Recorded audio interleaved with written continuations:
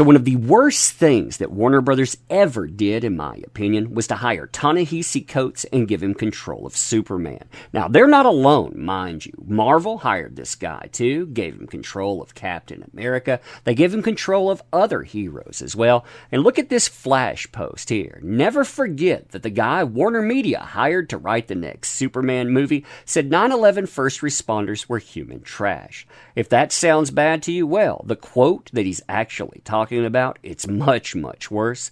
You and I, we're going to talk about this today. Buckle up, because it is an insane ride, and it shows you exactly where companies like Warner, they put their stock.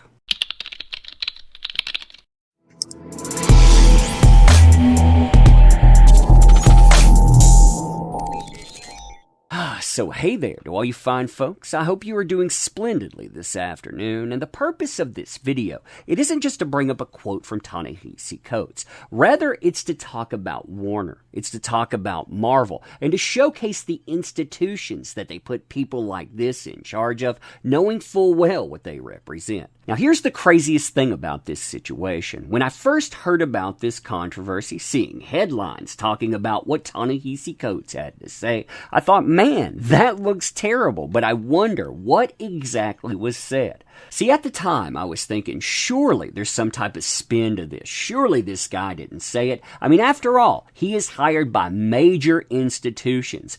Disney has hired him, put him in charge of a Marvel book, Captain America. Warner picks him up, puts him in charge of a movie with Superman. Yeah, can't be that way, can it? So I picked up his book where this quote comes from, and you know what? There is spin to it. The spin, it actually downplays what he says. Now, as far as what Ta-Nehisi Coates actually has to say, and remember, he's not just saying this. Warner Brothers, they're endorsing it. Marvel, they're endorsing it. There's been a lot of noise about this, and really, they don't care at all. This takes place on page 86 of the book. I want you to notice something right from go, too. This guy, he wasn't watching this stuff from afar. That would be bad enough. Oh, no, he's in New York. He talks about sitting on top of an apartment building, sitting with other people, watching great plumes of smoke cover the horizon, and not caring, even though everyone knows someone that is missing right there. Quote, we arrived 2 months before September 11th, 2001. So he has 2 months here to establish himself, not to mention everything else that's gone on with establishing his presence as well. I suppose that everyone who was in New York that day has a story. Here is mine. That evening, I stood on a roof of an apartment building with your mother, your aunt, and her boyfriend. So we were there on the roof, talking and taking in the sight. Great plumes of smoke covered Manhattan Island. Everyone knew someone who was missing. So you notice this statement right here. Everyone. That would include everyone that he was talking to. That would mean himself as well. But you notice this caveat here, but I don't care. I don't care that that's going on. But looking out upon the ruins of America, my heart was cold. I had disasters all my own. Now, in order to excuse all of his hatred and animosity, he's going to bring up the Prince Jones shooting. Now, one thing you need to remember about the Prince Jones shooting, that happened a year plus before, September 1st, 2000. So, to excuse the way that he's going to look at not only police officers, but firefighters and first responders, basically saying that they deserved what they got. Yeah, he's going to excuse it with this situation.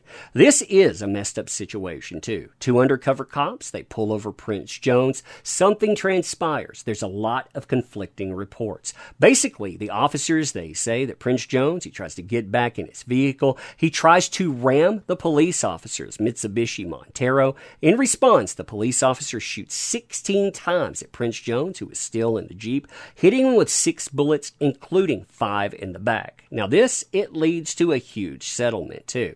You have his daughter ending up with $2.5 million in damages. This also says that Ta-Nehisi Coates and himself, they were good friends, but still remember what he's going to excuse with this event. So listen to this part here. The officer who killed Prince Jones, like all of the officers who regard us so warily, was the sword of American citizenry. Notice this statement here. I would never consider any American citizen pure. So he's talking about anyone that died in this. They weren't pure. They were some type of problem because of an incident that happened over a year ago.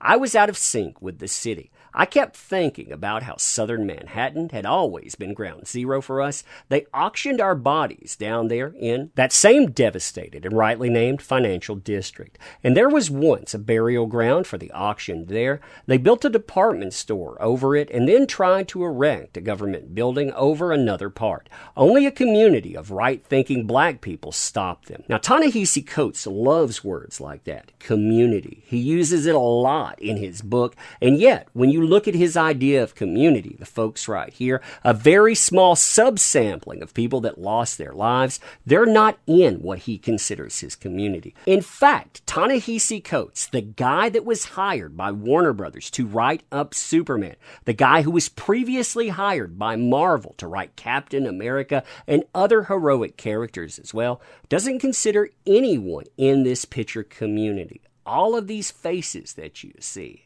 every single one of these folks, in his words, none of them, none of the American citizenry are pure. Continuing, I had not formed any of this into a coherent theory, but I did know that bin Laden was not the first man to bring terror to that section of the city. I never forgot that. Neither should you. Hashtag never forget, right? Now, this is where things get nasty. I mean, look at some of these comments. And remember, he's saying that his individual perspective of loss about Prince Jones, an event that transpired over a year before, allows him not only to take shots at a nation in mourning, but to take shots at tens of thousands of people that are in mourning as well. Quote, in the days after, I watched the ridiculous pageantry of flags, the machismo of firemen, the overwrought slogans, the machismo of firemen, people that rushed into a building trying to help other people, many of them that lived through this, they gave up their health. Later on, they would pay the ultimate price. But again, you see how he looked at that. And look at how he excuses this.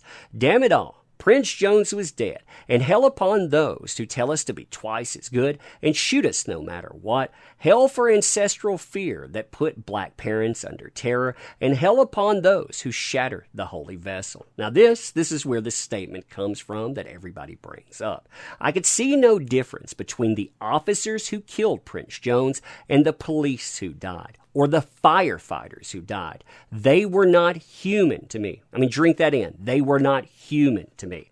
Black, white, or whatever, they were menaces of nature. They were the fire, the comet, the storm, which could, with no justification, shatter my body. I mean, drink that in again. They were not human to me. It doesn't matter what color they were. It doesn't really matter what they represent.